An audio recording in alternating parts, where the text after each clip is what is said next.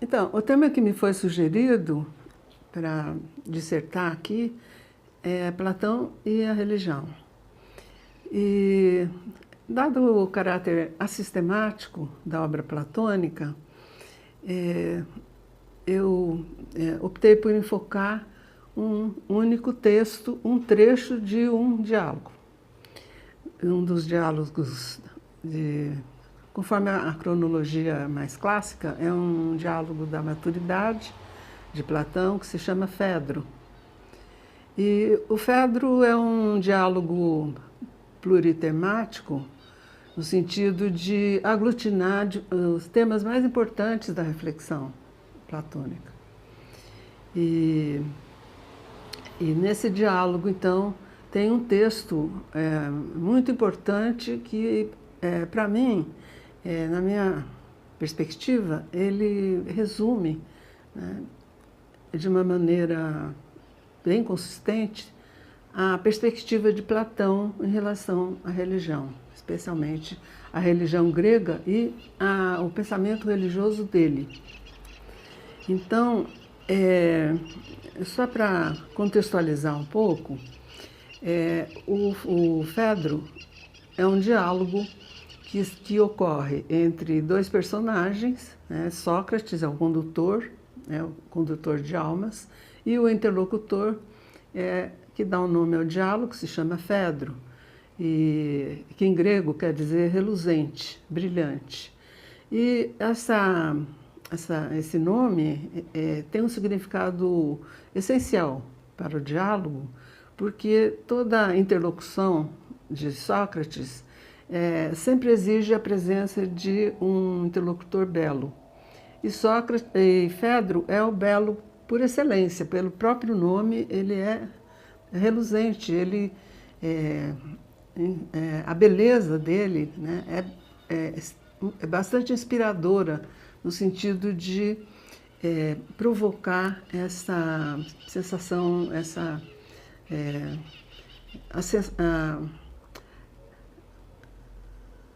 o que é essencial na paideia socrática, né, que é a sensação amorosa, erótica.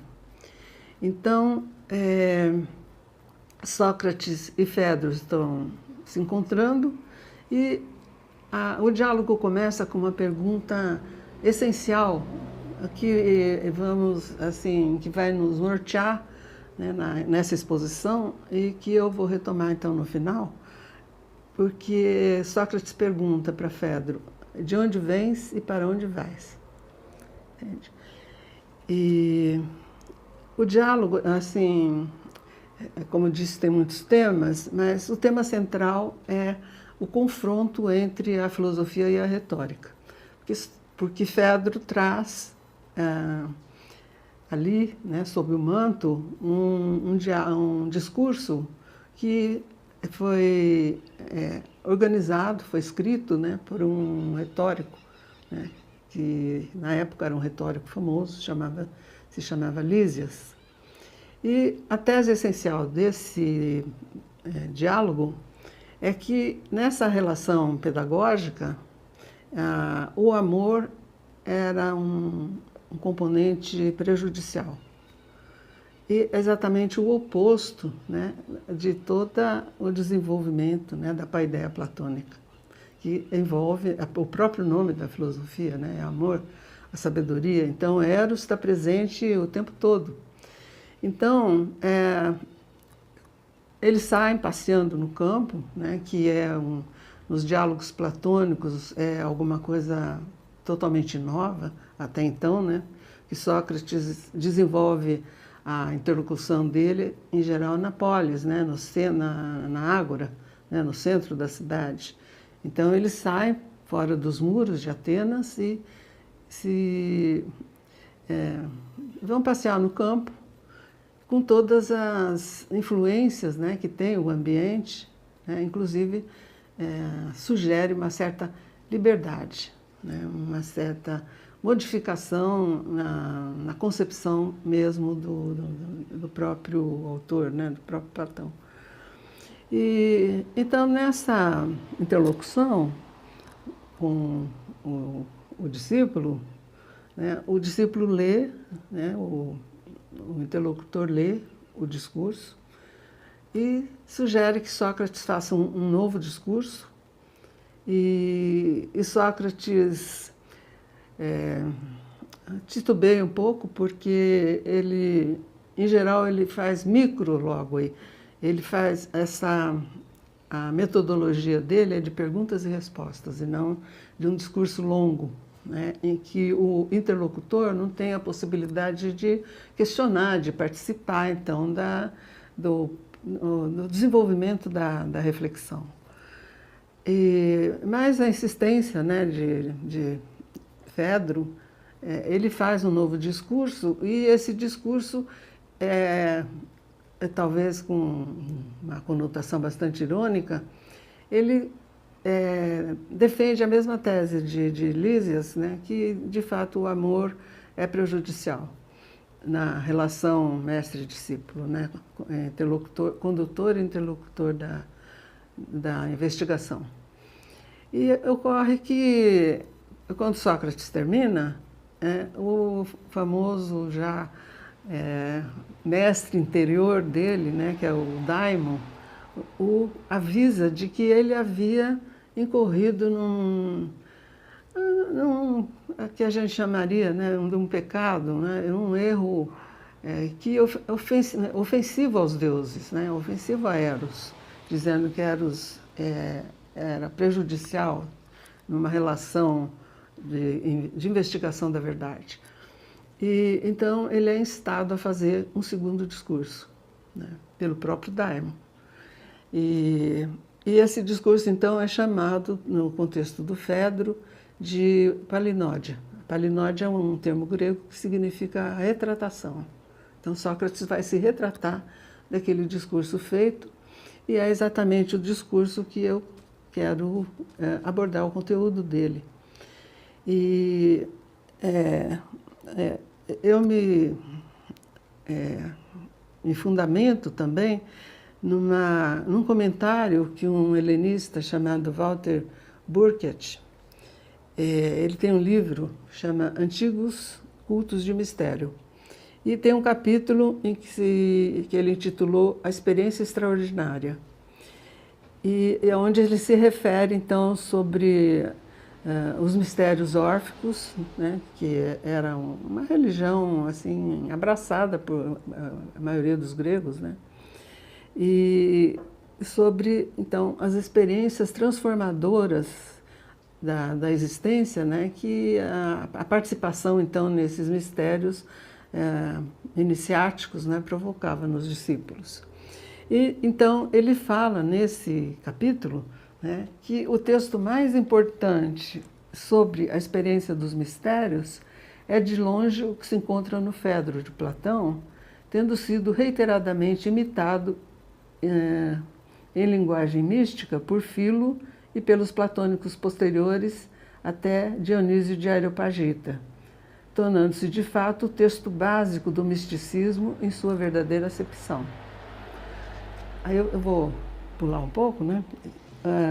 O Fedro acrescenta a inesquecível imagem da carruagem da alma subindo aos céus na esteira dos deuses, até o ápice supremo, de onde é possível ter um vislumbre para além do céu.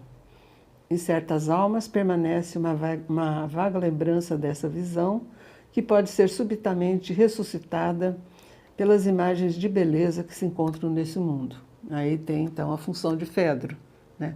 A função Fedro, a beleza de Fedro faz com que Sócrates se projete, né, para esse lugar superior, onde se vê, então, a beleza em si, né, que é a beleza divina.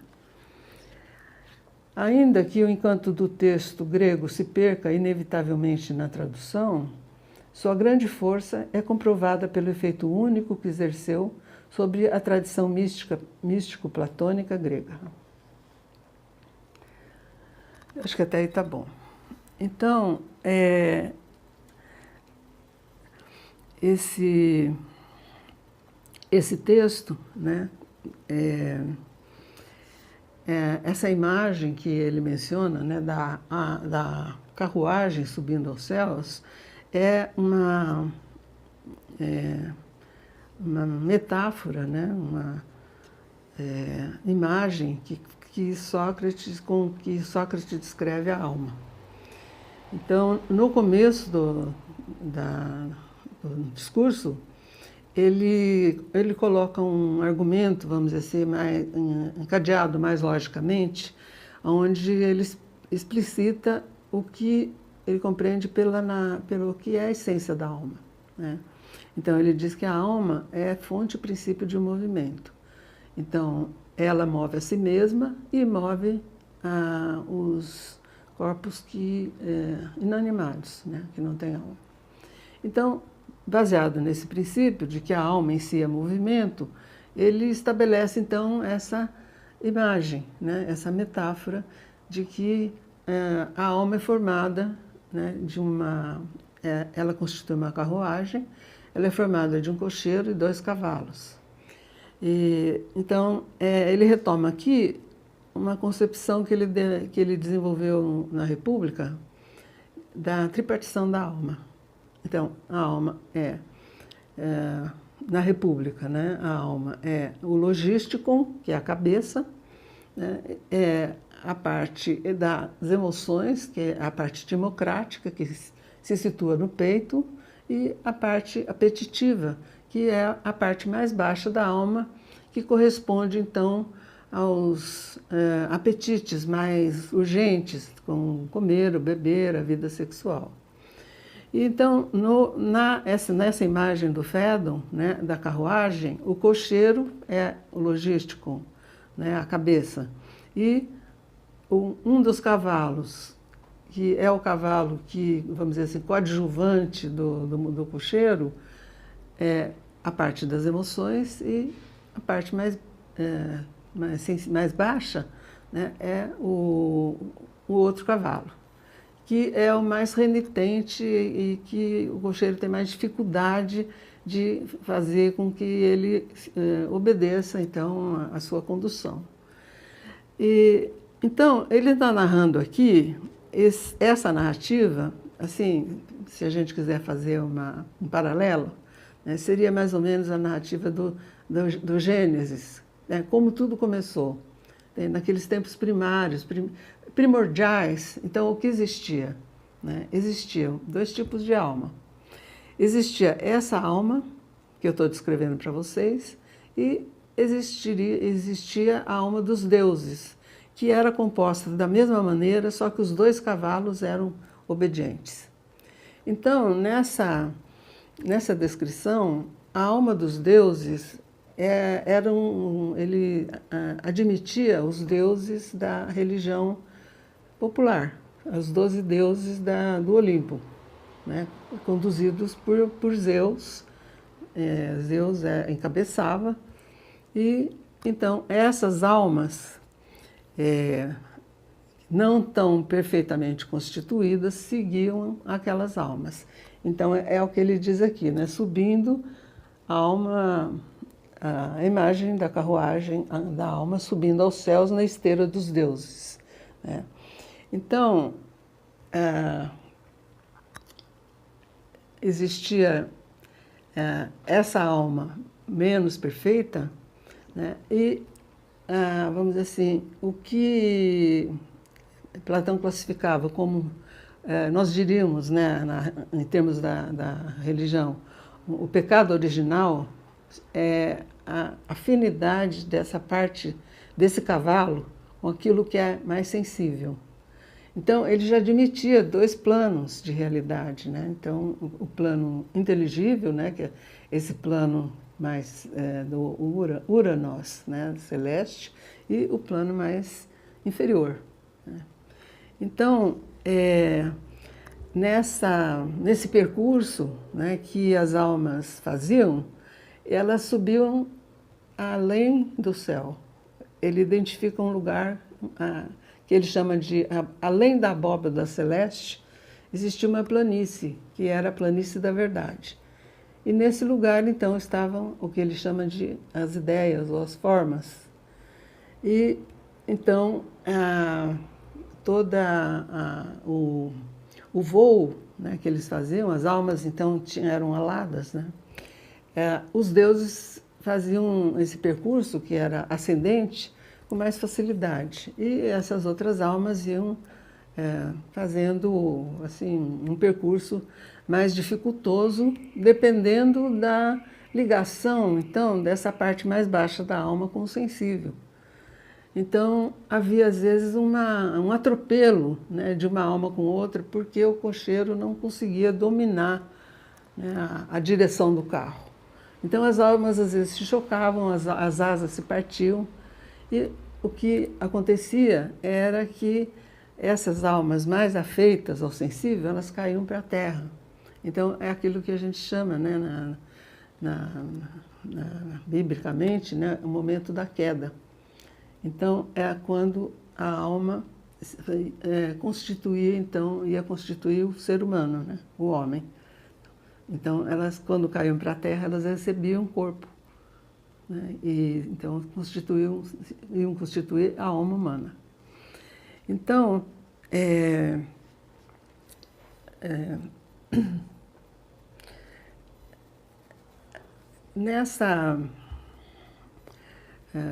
nesse percurso, né, que elas faziam entre as formas, né, que ele já define as formas como divinas, sem cor, invisíveis e sem forma. As almas, algumas, dependendo então do equilíbrio do carro, algumas viam mais nitidamente, outras apenas tinham um vislumbre mais rápido, dependendo do equilíbrio que elas tinham. Então, quando elas caem para a terra, elas trazem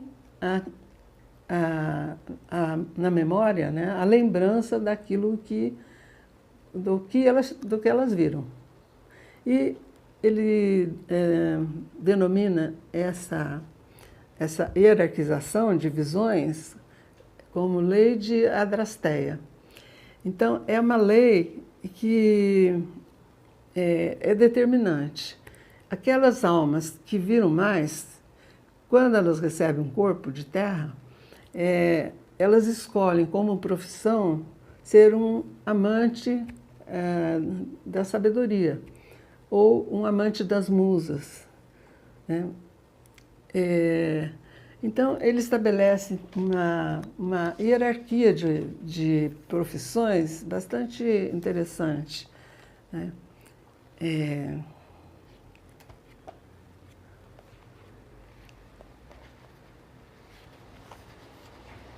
Essa lei de Adrasteia.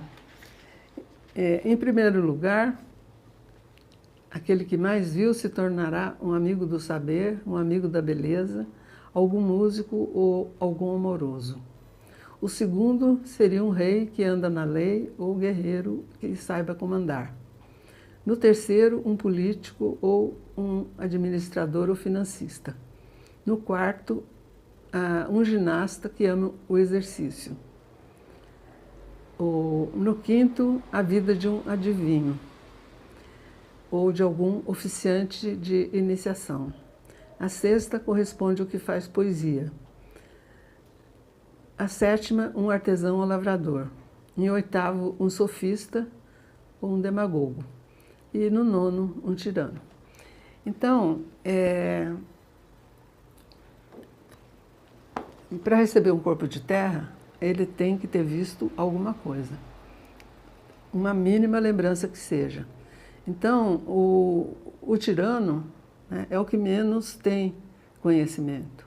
E, logo, acima, o sofista. Então, ele está debatendo, na verdade, né, existe esse confronto nesse momento histórico, né, que Platão vive, né, do século IV, tem esse confronto muito acirrado entre o filósofo e o sofista. Então, ele explica, né, miticamente, né, a partir de um acontecimento que ocorreu antes, nos tempos primordiais. Quer dizer, desde aquela época, né, o sofista já traz essa carga de pouca familiaridade com as essências divinas. É por isso que eles não, nos seus discursos, né, eles não têm são relativistas, né? Não existe uma essência que determine a verdade, né? Por isso que eles têm discurso, né? Que o aforismo de Protágoras, né? O homem é medida de todas as coisas.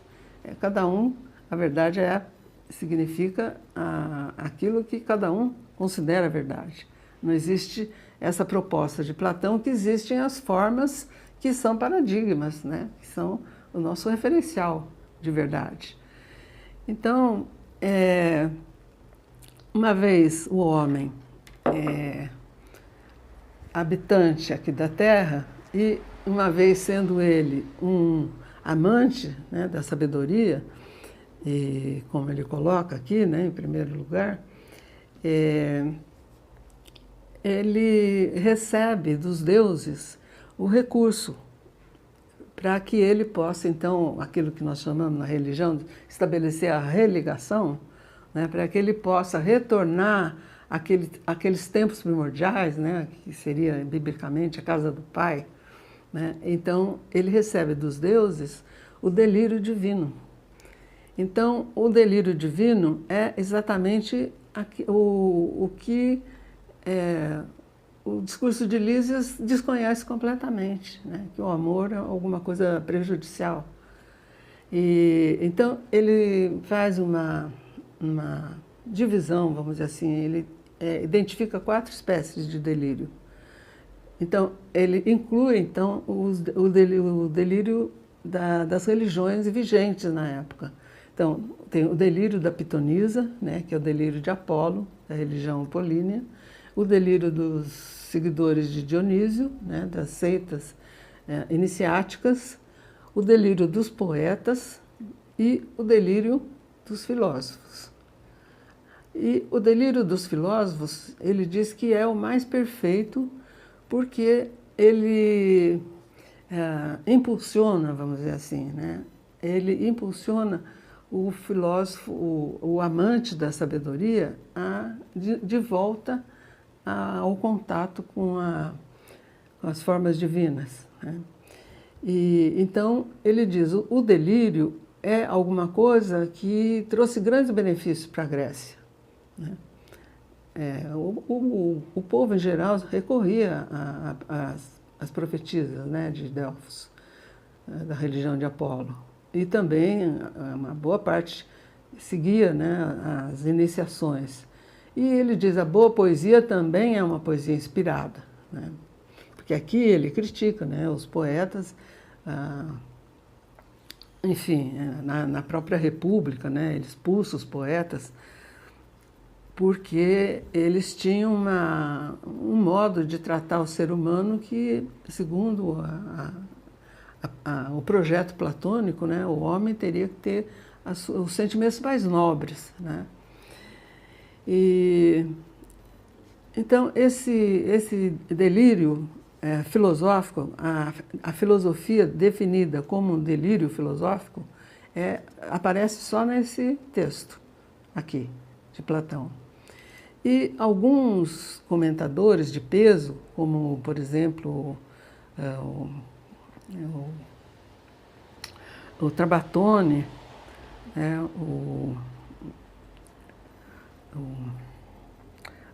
tem um livro famoso, né, de um inglês chamado Dodges, que ele fala os gregos e o irracional, né? Eles consideram esse tipo de manifestação, delírio, como algo irracional, entende? Então, a filosofia, nesse momento em que o filósofo, com esse recurso de rever, então, né, de se relembrar das formas, né, seria irracional, na minha interpretação, eu não considero a melhor leitura. Entende? Porque na carta 7, né, Platão diz o seguinte, a parte... Isso ele fala no Alcebiades também, que é um diálogo, os primeiros diálogos, em que ele está buscando qual a essência do homem. Né? A essência do homem é a alma. E nesse texto da carta 7, ele diz, a alma, o logístico, ela tem duas funções. A diano que é o pensamento discursivo, e a parte intuitiva, que é o pensamento noético, o nous. E essa parte noética é a parte mais divina. Então, eu entendo, né, que o delírio incide, e é com essa parte divina que ela estabelece, ela tem afinidade com as ideias, que são divinas também. Então, o homem, ele por si, por natureza, ele tem essa parte que o religa, né, ao que é afim, o que é aparente dele, que é o divino. Então, eu entendo que o delírio incide exatamente nessa parte divina do homem, na parte intuitiva, na parte noética, e é o que faz, então, como o grego fala, uma dinamis, né? É um impulso que faz com que ele recupere, então, essa... E tudo isso é intermediado pela beleza. É a beleza que faz com que o delírio se manifeste. Mas o delírio é um presente, né? É uma dádiva que Deus dá ao homem, aquele que ama a sabedoria. Então, a religião está presente já nesse momento, entende? Que o Deus ele interfere, né, vamos dizer assim, na própria filosofia. A filosofia não pode ser desvinculada desse...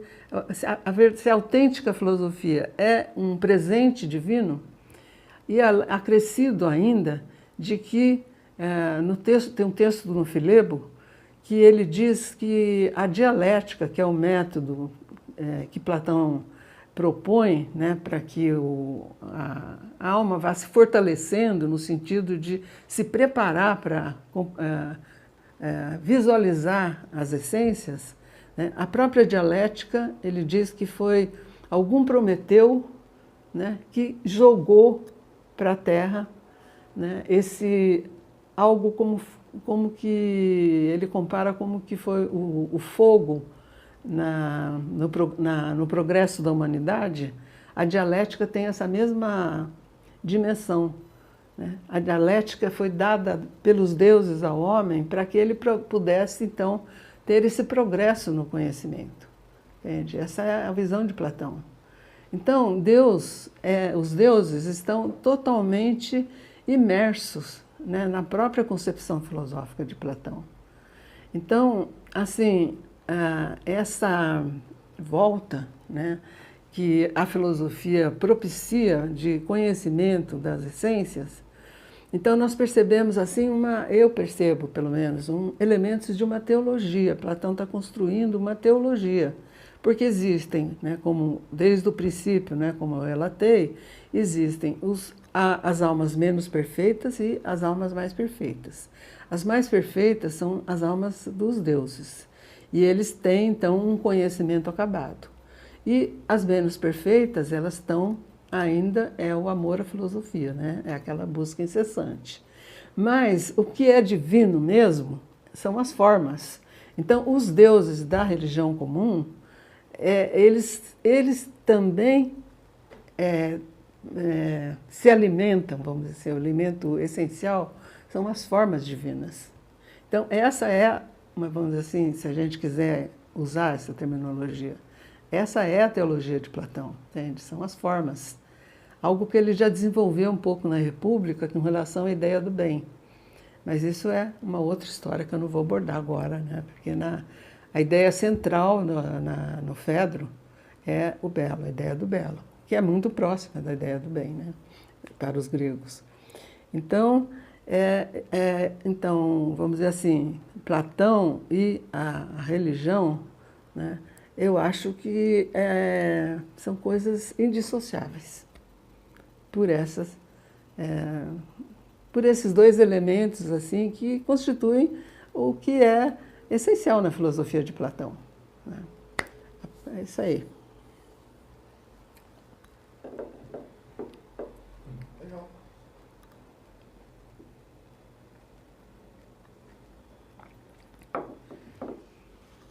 Tá bom assim?